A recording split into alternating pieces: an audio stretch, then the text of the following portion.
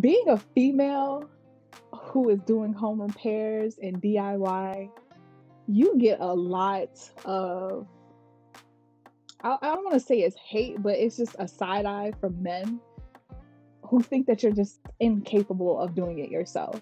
It's just like, oh, really? You're doing it yourself at the store? The guy looked at me sideways when I told him, I was renovating my closet. He was like, by yourself? And I was like, yeah, by myself. I was like, I ripped up the carpets, put in, vinyl flooring. I built all the shelves, put everything in. I'm just trying to, figure out what color I want to do. And he was again, he's like, by yourself? Yes, I did do it by myself. And he's like, so how did you learn how to do that? YouTube. I was like, yeah, trial and error, my dad, and YouTube. What's up, everybody? Welcome to another episode of Modern Day Unicorns. This is your girl Abby here, and I have my friend here, Kiara. We go way back. Long time. And I'm gonna have her here. We're gonna talk about some of the things that she's up to. And yeah, so Kiara, please tell these people who you are and what it is that you do.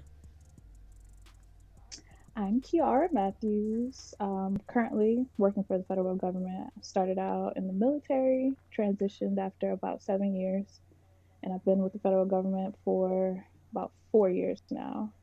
And as a little side thing, I've been flipping my house by myself. That's what's up. Well, first and foremost, thank you so much for your service to our country, keeping us safe and doing your thing. So thank you for that.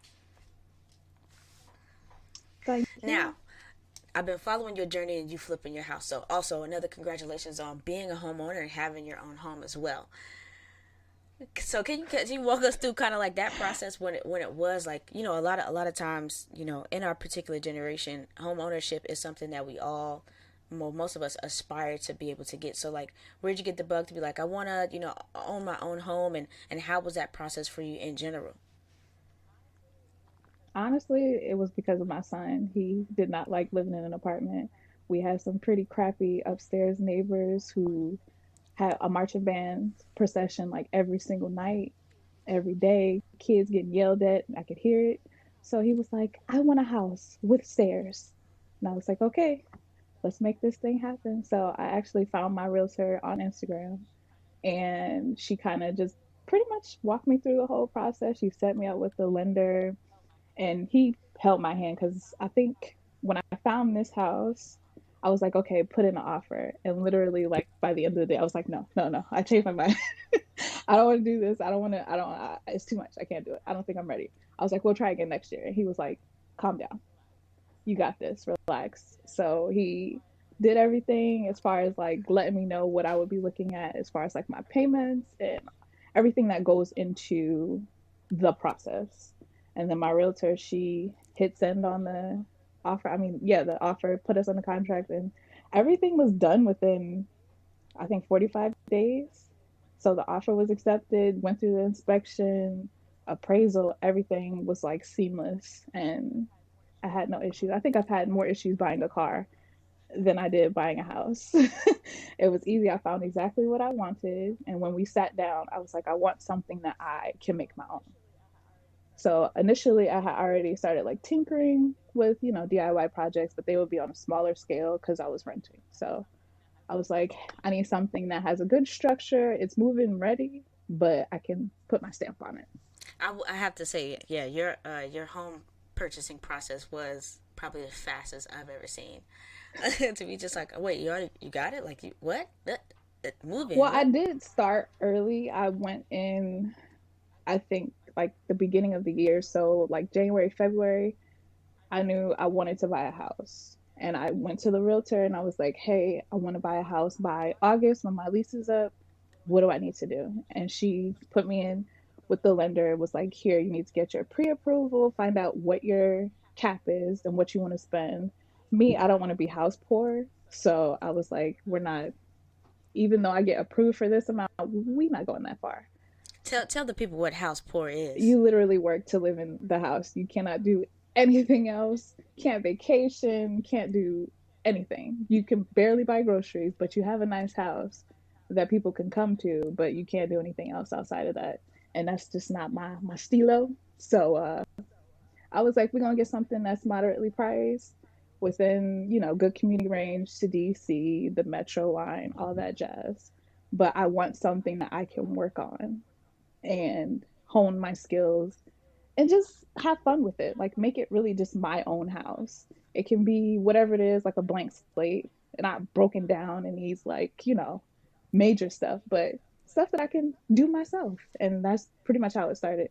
We found this and it's just been on the go since day one. So words of wisdom, folks. When you get approved or pre-approved for some stuff, you don't have to take. You do You don't not have have to to take take all all the of it. money. You do No, you do not. not. And you have to You do factor not in have to take all of it. everything else. And as far as me, I'm a veteran, so I get, of course, the VA loan, but they take into consideration everything. Like at the time I was paying for daycare for my son, they want to know how much you're paying so they can basically see if you're capable of paying your mortgage every month. And it's not going to be some, exorbitant amount and you can't keep up with it and then you're foreclosed within like a few years because you're back in your mortgage. So, I mean, really think about it, factor in everything, what type of lifestyle you have now versus what you want to maintain or improve on. Like for me, I was like, I'm paying off my car. I don't want no debt, nothing. And that's how I went in with it because I didn't have credit cards or anything before I bought a house. But the blender was like, you have to have at least two to three. You don't have to run them up, but you have to have something. I was just a pay cash for everything because that's just what my dad taught me. So my credit was just like sitting for years and it never really went anywhere. I bought my first car at 19 and that was like the first thing where I really started to learn about credit, but I didn't really have student loans or anything major like that. So I honestly just got a credit card, used it for a few months, and it just drove my credit score way up Mm. because it really hadn't been doing anything. It was just kind of just chilling because I didn't buy too much stuff on credit. The only thing I had was a car. And that doesn't really help you as much as I thought. I'm like, okay, I pay my bills on time, my rent, I've never been evicted.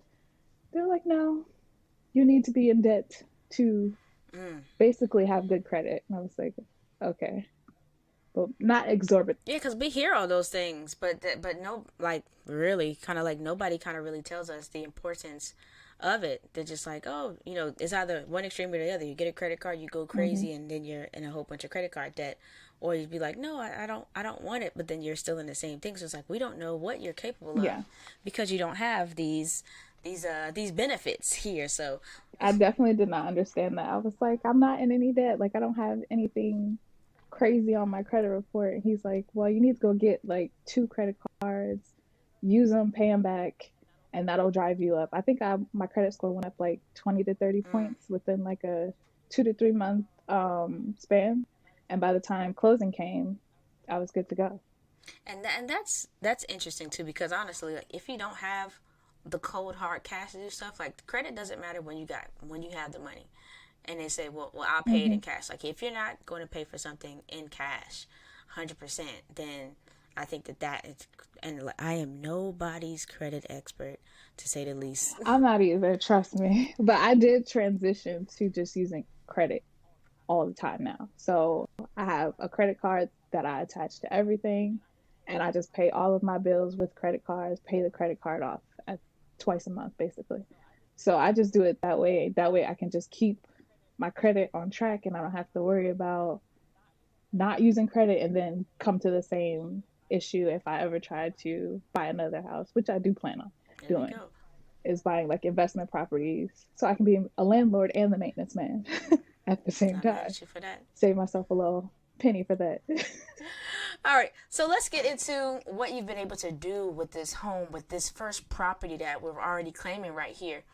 So we know Uh-huh. that you've been able to take it. And I put up some pictures and things that you've done, like beforehand, some of the little DIY projects that you've done, Mhm. especially for your son beforehand. But tell us what inspired your whole tinkering phase in general, and then how did you plan out, or how have you been planning out the different projects that you have for your home? So I've always been a creative person, I would say. It started just as a means to make money. Like as a kid, teenager, I was like, what can I do to make myself some money? So it started out with baking. baking. I learned how to bake from my grandmother. Then I started braiding hair when I was about 9 and kind of honed in on that. And I was like, oh, I can make money doing this. And I did hair for a long time. And my grandmother, she would pay me to do one of my aunt's hair.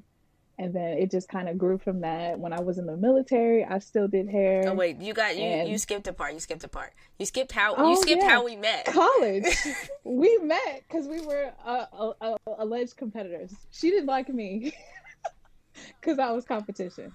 Put that on the record. I'm I just didn't have the beef. She did. I'm not denying that. Most people wouldn't believe it, but yeah, she was definitely my competition. We was on the same hallway and everything. I was like, wait a minute, Hmm. somebody else is braiding hair. But she threw some clients my way, Amen. and we would tag team and take them things down, like making our little college coins because we both was poor, very, very poor in them that freshman year. I didn't even finish my first year, but it helped pay for them nights at Mm, Cookout and mm. McDonald's and all kinds of food and snacks that we needed.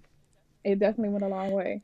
And that still, I kept that on until I joined the military. Even getting my little checks on the 1st and the 15th, I still had clients.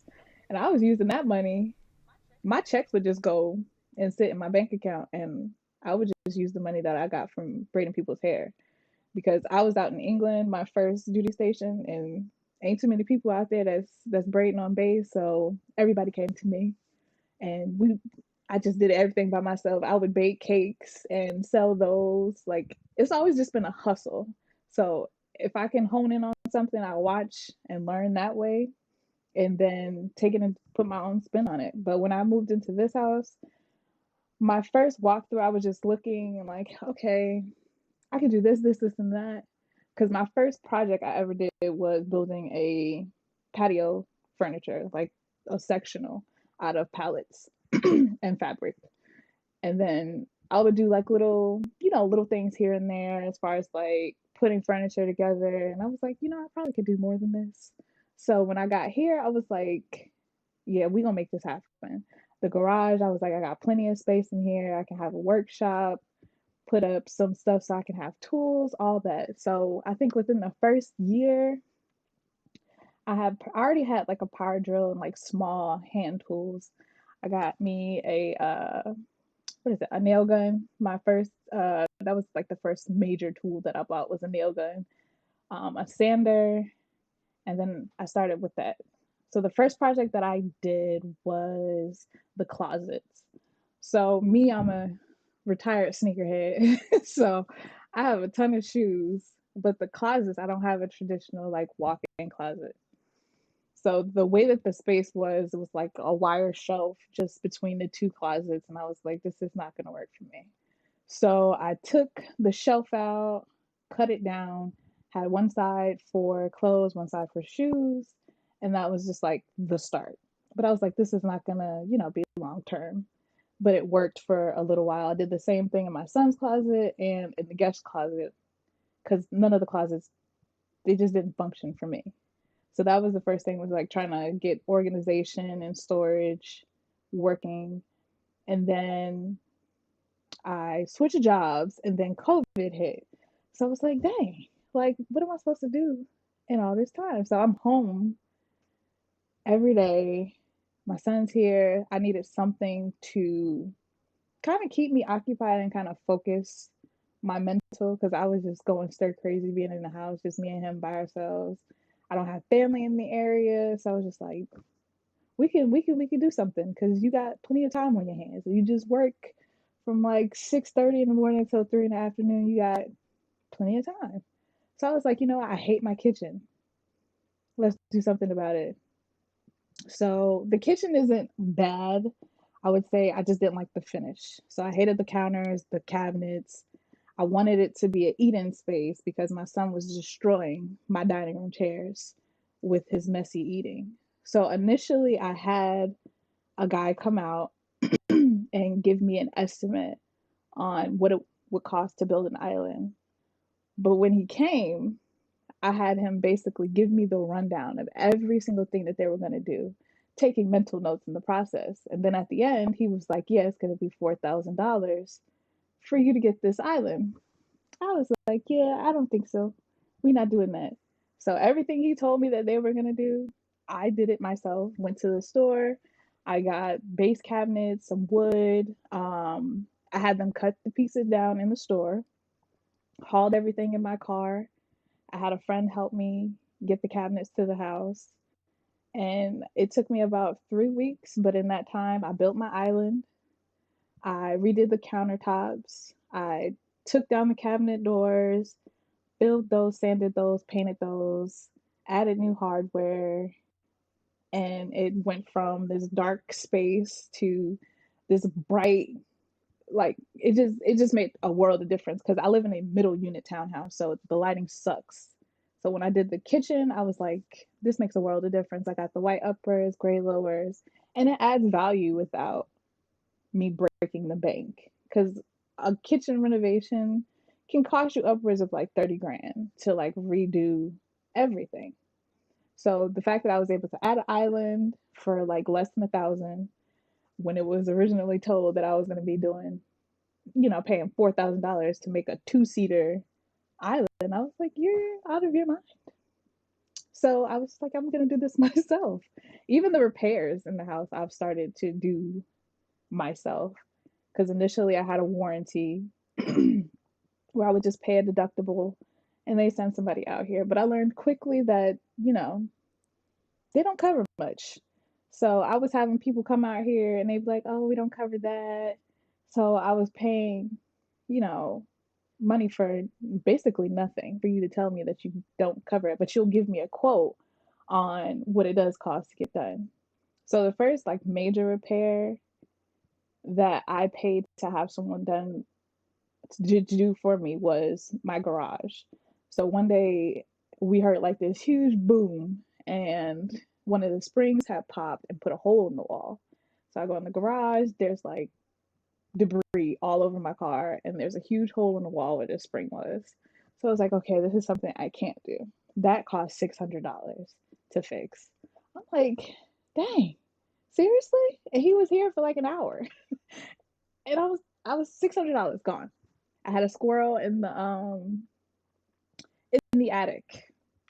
That was another $600 for them to come kill. I had them kill it because I was like, you know what? Since I gotta have somebody come out here, and they had to kill it because it had a whole family up there, and it just was doing damage because I had paid like 3 grand to have the insulation redone when I first moved in the house. That was like the a big expense when I first moved in. Like within the first few weeks, that was completed, and I was like, "Whew, homeowner, you say? Do you really want to do this?" Like, it's like we shelling off the coins. So having to do those, it was literally like back to back to back. Those first three things: getting the squirrel out, having the insulation redone, and then the garage failing. I was like, this is a lot. So we gotta figure a way to save and cut costs because that really put a dent in my purse to have to, move in. And then I didn't have any furniture when I moved in. I threw everything away. So I had to buy all new furniture and then have these bills just like piling up. So I was like, we got to figure out a way to save money. And then I would say right after the first year, the sink in my master bathroom sprung a leak. I had them come out on my warranty, paid 100 and something in a deductible for him to tell me, oh, we don't cover this. You need a whole new vanity, blah blah blah. We'll send you a quote on how much it'll be to replace it. He never sent the quote. Never heard from him after that. So I was like, okay. At that point, I was just like, I'm not gonna worry about it. It's another bathroom up here. I'm gonna just use my son's bathroom. I only need the sink to brush my teeth, wash my hands. My shower works, toilet works. I'm good. So I was just making do for the time being. And I think this was like Octoberish. So Thanksgiving was rolling around. And I'm like, crap, we need to get this together. And then my kitchen started a leak the day before Thanksgiving. I have my family coming, and this already COVID. So I'm just like, what am I gonna do? Like called the people for the warranty. They can't send anybody till Monday. So I'm like, I got a sink down upstairs, and now my kitchen sink is acting stupid. I was like, you know what? You gonna have to get down here and you gonna have to fix it. So I got down there, figured it out. It was the garbage disposal. Had to take that apart, put it back together. It was working. Then like 2 days later, another leak under that same sink. So I'm like, crap, what is going on? I was like, I'm not even gonna worry about it. I waited for everybody to leave, put a bucket under the sink, and then I was like, okay, you gotta tackle this. So come to find out, I didn't make sure that the two parts were sealed together to stop the leak. I fixed that, and I was like, okay, maybe this is gonna work. So I kept the thing under there. A week went by, 2 weeks went by. I was like, you really fixed it. So I was like, okay, this is gonna work. And then literally like right after that, my son's sink started leaking. Same issue that I was having with my sink. So I was like, okay, I'm gonna have a plumber come out. Because that's one thing I said. Two things I said I wasn't ever gonna touch was plumbing and electrical. Makes sense. Because I just felt like that was just way above, it just wasn't my ministry. So I was like, I ain't gonna touch it. And so I had the guy come out and he was like, it's gonna be $700 to replace the sink. That's not including the vanities in the sink, like buying those two things that I needed. That's just for the labor. So I'm like, I'm looking at like $2,000 to repair these two sinks. I was like, what you gonna do? Like, what is the process? And he's like, oh, just cut it out, rip the sinks out, put in a new one. I was like, okay, bet. I went to the store, I bought a sink and a vanity for my bathroom, and I decided I was like, you're gonna try to figure this out. Watch a couple YouTube videos, call my dad, let him gas me a little bit. Like he's like, dude, you can do this. Like it's not hard. All you gotta do is this, and this. So I went in, shut off the water. I shut off the water to the whole house because I was like, I ain't taking no chances. And I ripped the sink out. That was the easy part. And I went and got a sink and vanity, rented a truck. I got the thing to the house. I go to take the stuff out the box. The sink is broken. I'm like, you can't be serious. Like I was up here, and then I just like really brought me back down. So I called this store because I had rented a truck to get the stuff here. So I was like, can you guys come pick it up and bring it back to the store, and we can like exchange it, get another one. They're like, it's gonna be $75 for us to come out and get the sink. I was like, so you gonna charge me almost $100 to get a sink that was broke before I even touched it? So I had to find somebody to, help me get the thing back to the store. Shout out to Tia. Thank you, girl. It was late at night and everything. So she helped me get the thing back to the store. I was like, you know what? I'm going to just take a step back and I'm just going to chill. I'm not going to think about it. So I waited till the weekend where I got my courage back up. Because one thing I will say is that it's intimidating to take on something that I've never done before. And I'm scared that I'm going to do damage that's going to cost me even more money. So that weekend, I was like, we're going to do this. I went and I bought a sink for my son's bathroom and my bathroom. And this is another thing we're going to segue off of real quick. Being a female who is doing home repairs and DIY, you get a lot of, I don't want to say it's hate, but it's just a side eye from men who think that you're just incapable of doing it yourself. It's just like, oh, really? You're doing it yourself? Because I had to have someone help me load the things onto the truck. Because I'm like, I'm paying for this. I'm thinking the people in the store are going to load it onto the truck for me. They ended up taking 1,700 years to find somebody. So it was like these two dudes outside who were getting ready to go in the store. And the guy who had, rang me up and everything, he was like, hey, can you help her load these on the truck? And then the dudes was like, okay, that's fine. And then you're like, how you going to get it off? And I'm like, I'm not about to invite you to my house so you can help me get it off. I was like, if I have to take it out piece by piece, that's what I'm gonna do. Like they're like, what do you care? So, and then another instance was getting paint mixed at the store. The guy looked at me sideways when I told him, I was renovating my closet. He was like, by yourself? And I was like, yeah, by myself. I was like, I ripped up the floor, I ripped up the carpets, put in, vinyl flooring. I built all the shelves, put everything in. I'm just trying to, figure out what color I want to do. And he was again, he's like, by yourself? Yes, I did do it by myself. And he's like, so how did you learn how to do that? YouTube. I was like, yeah, trial and error, my dad, and YouTube. I mean, it's not like it's, brain surgery. It's nail, wood, put it together and you can get something. And it's just like that whole mindset. Even the guy, when I was buying the sinks, he's like, so you gonna do this yourself? He was like, well, good luck. Well, thank you. Even though it's sarcastic, thank you. I'll take that. Because sure enough, got the sinks home, took them apart, and carried them up the 1,752 stairs that I have. Ripped out my son's sink and the granite countertops, which were super heavy. And I thought I was gonna have to break to like get them downstairs piece by piece. Did everything by myself. Connected, the faucets to the sink, sealed them up, put them in. Haven't had an issue with any of them since. So I let my son pick his color that he wanted to do for his bathroom. I hate the color now, but let him be great, have something to himself because it's his bathroom. So he picked his color and we went from there, painted the walls, put a new mirror, um, added like a custom towel hook, all that stuff. Redid my own bathroom, added a little board and batten, some wallpaper, painted, and made it my own. And I did it all by myself. I mean, with even though people were doubting my ability, because I don't have that, that's not my background. My dad wasn't like some handy person who, was a tradesman, but it's just honestly trial and error for a lot of the stuff that I've done. And I don't like, I doubt myself. I'll say that. And I might have to take like a few days off or a week to like really get my thoughts and stuff together to gas myself up and get in there and like really do it.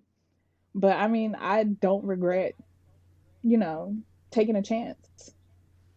And I love that. I think you saved yourself a grip of money and giving yourself the like wonderful experiences that, I mean, we're fully capable. Like, who says that females can't do stuff like that? Who told us like certain things are not our domain and we don't have the privilege of being able to venture off into those distant lands, even if it may be heavy or hard or difficult. Like, we're all capable of learning. And I think, Yeah. I mean, no disrespect, but honestly, a lot of the architecture that I see when I'm in places, especially like homes and things like that, when we look at stuff, we like, this don't even make any sense. And what do I always say? Like, I bet a man did it. It had to be. This don't make no sense. Honestly, the finishes when I moved in, I was like, y'all did this so you could have it, you know, ready for show. It wasn't like detailed. It was just plain, nothing spectacular about it. So I was like, you know what? I need to make this my own. And I'm not gonna let anything hold me back. Like I'm gonna figure it out one way or another. Like I will say this, I do study to make sure I cover all the bases of what I might encounter when I do stuff. I think I am like a thorough person and attention to detail is like a big thing for me. That's just military like ingrained in me. So I look at, a worst possible scenario. What could I mess up so bad that this is going to require, professional assistance. But most of the jobs that I've taken on, I won't say that they've been challenging. It's just me recognizing in myself that I'm capable of doing it. You just have to really focus and take your time and not try to rush to see the end product. Like it's really a process. And a lot of times in my mind, I want it to be done so I can see what I see here in, the flesh. Because when I did my closet over this last time, I got so down on myself. I stopped for like 3 weeks and I was like, I'm not going to touch it because I bought all this stuff and then I've cut stuff. Take measurements only for everything to be wrong. Literally everything. So I wasted, and wood is not cheap right now. So I wasted. so much money just because I didn't really plan it out. I thought that I could go, like section by section and it would be okay that way. So I had to, well, school was about to start, so I had to get my stuff together because the guest room is where my son does all his schoolwork.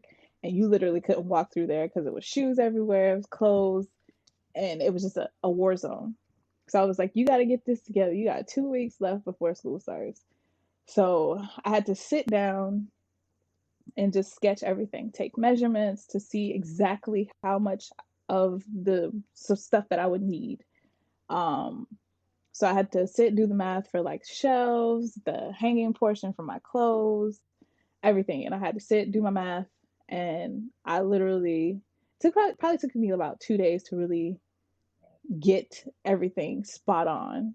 So when I finally did go to get everything, it wasn't an issue because I wasted 2 trips to Home Depot and couldn't use any of the stuff. So I have a bunch of stuff in my garage now that I'm gonna have to find something to do with. But I do love the finished product. Like it was a headache and it definitely had me stressed to the max. But the final product, like I'm obsessed. I look in there every day and I'm just like, you It's a really did labor of that. love, Like man. That's you right. did that. It's a It's like labor a of love. It museum. looks wonderful. It, and this is probably like my favorite project that I've done just because the outcome is just fantastic. And I to have it go from here because I can see stuff so clearly in my mind. So to see it go from here to there and I can look at it every single day is Now like phenomenal. I saw on your Instagram, you're using like 3D sketch images and stuff like that now. Yeah, so I'm I'm more passionate about it now because I have the time to really dedicate because I'm home working. So like my evenings, I go straight to something and I feel like I have to do something. A project has to get done. So if I'm not cleaning up my house or wrangling my miniature pony and the child, is just like what can I do? I see something like, oh, you know what, this could use something. So I follow a lot of DIYers now and just seeing how they do certain things, I came across the sketch software and I was like, wait, this would, because I draw stuff out and then I lose the paper. And then I don't, like, do I really want to start all over? So I found that and I've literally, everything that I come up with in my head, I put it in to this software. So I have sketches planned for my living room, my dining room, my basement, family room, my bedroom because I want to finish this because the closet had to get done because my shelf broke right before I went to my parents' house for a few months. So I knew I had to come back and do that. I want to do room by room, but it's just always been something goes wrong, so I have to fix it right then and there. So like my bathroom, it was a result of the sink breaking. My son's bathroom, result of the sink breaking. My closet, the shelf broke, had to redo that. So I haven't had the only complete room that I have done so far is the kitchen because that was something that I, set on to do and it was completed. So now I have to do my basement because I have a dog and he sheds like crazy and he's a happy peer. So like if he gets too excited, he'll just tinkle on the carpet. So I was like, this gotta go. So that's the next project that I'm probably gonna do. I would say next month probably. But following the DIYers, it gives me a lot of confidence because they have regular 9 to 5s like I do.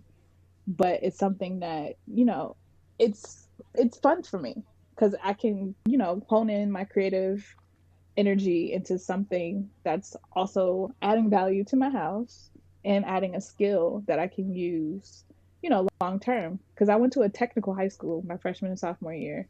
So, like, they make you go through an exploratory program. So, you go through like carpentry, welding, automotive, drafting. So, like, drawing up blueprints. That's where I was able to learn how to draw the sketches that I use for each room. So like little things like that kind of stuck with me. So I can use them. Like I'm not afraid to use power tools. So I have circular saws, miter saws, table saws, nail guns. Even the nail gun, like my dad, he was like, you sure you want to get that? That can be dangerous. I'm like, sir, I was in the military. I have fired real guns with real and live ammunition. Nail gun, no problem. So like I have my whole little, workshop in the garage. I have all the tools that I might need. And for each project I've bought stuff that I might need because all I had at first, because I got stuff for my birthday. My mom bought me a circular saw. My dad bought me a multi-purpose tool. So I buy me gift cards for Home Depot and tools if you want to do something nice for me. So like I've just little by little for this project for my closet, that's when I spent, the money on the saws because I knew I would need them. So I'd be in the garage, you hear the tools going. My neighbors be like, "What are you in there doing?" I'm like, "Building the closet." I need my closet. I'm doing this. I'm gonna have wood sawdust everywhere, everywhere. Got a shop vac, all that stuff. Like I move my car and I go to work, and it's fun. I have my headphones in, music, speakers going, and I. Some people bake and knit. I build stuff, and I bake too. And I I bake think too. that's dope, honestly. Yes, and she cooks very well. I can attest to that. It's wonderful.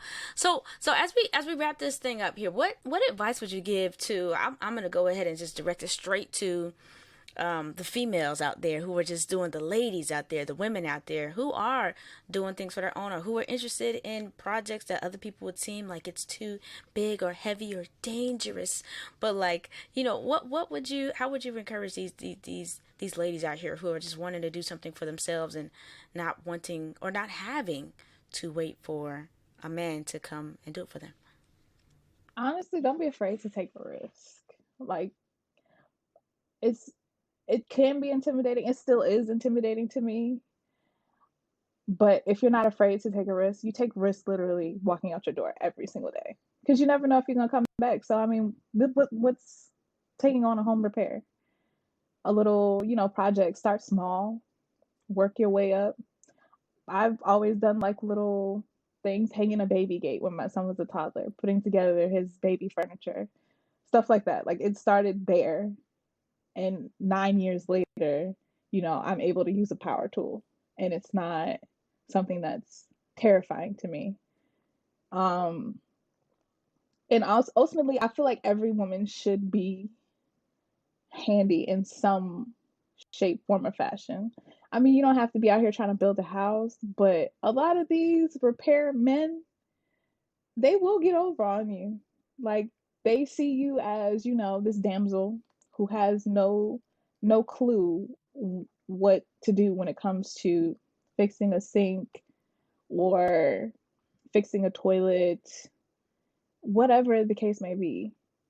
Like you really, and YouTube is, out there. It has a lot of information. You can sit and do the research and you'll find a lot of information out there.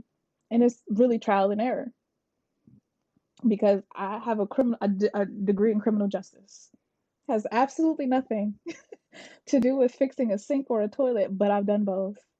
And I've saved a lot of money in the process. I can tell you that. Keep your coins, buy you a nice purse, shoes, get your nails done, your hair done.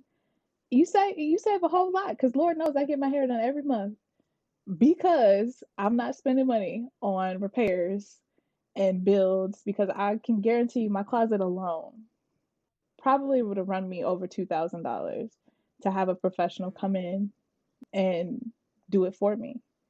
And it's like, do I don't know. I have a frugal mindset, so I don't want to spend money on something that I possibly could do myself. I want to save that for bigger things that I can't control or something happens and I need to pick up and go. Like I want to be able to have money to do that. And being a homeowner, things are going to break a lot all the time and without notice. So you have to be prepared for it. So are you either going to get in there and fix it yourself or are you going to hire somebody to do it? So that's just my take on it. What are you willing to, try? There's a lot of things out there that you can be good at without even knowing. And if you can read and comprehend, trust me, like the world is your oyster. You really can do practically anything that you set your mind to. And as corny as that might sound, it really is the truth because I have zero knowledge and background in these types of things, but I'm not afraid to get in and get my hands dirty at all. And I'm willing to try anything at least once or twice, depending on what it is. And if I don't take a super L from it, I'm I'm gonna keep on doing it. Like it's I just said been going up in terms of challenges. Like I'm gonna keep trying. one of the things that I love about what you are saying and what you're bringing out is that even still, like, you know, the things that we've been exposed to from our past, from experiences, school, what have you, can come back up in the future. But then also the things that irritate us, the things that we maybe have a little bit of, are impatient about, or things that we're displeased with, are things that we could learn how to fix if we need to. I am that person Yeah. to where if it's And too I'm a much. tomboy, so like I'm gonna get in there. Like and I will sit and I will talk to you in detail. I am quite charming, so I will sit there. I will listen. I will nod my head and be, that woman who needs to sit and listen. Well, listen, everybody, I want to thank you so much for spending some time with us today. And Kiara, thank you again for your time and your talents and sharing this information and giving us women some encouragement on things that we need to, you know, take charge of and get done. Listen, there's no problem with having a gentleman help you with some things, but we cannot remain clueless, folks, okay? So if you yourself are a unicorn or you know any other unicorns that I can have a conversation with, please go ahead and comment below. If you are a DIYer, I'd love to see some of your projects as well. Drop a link below and we will see you next time.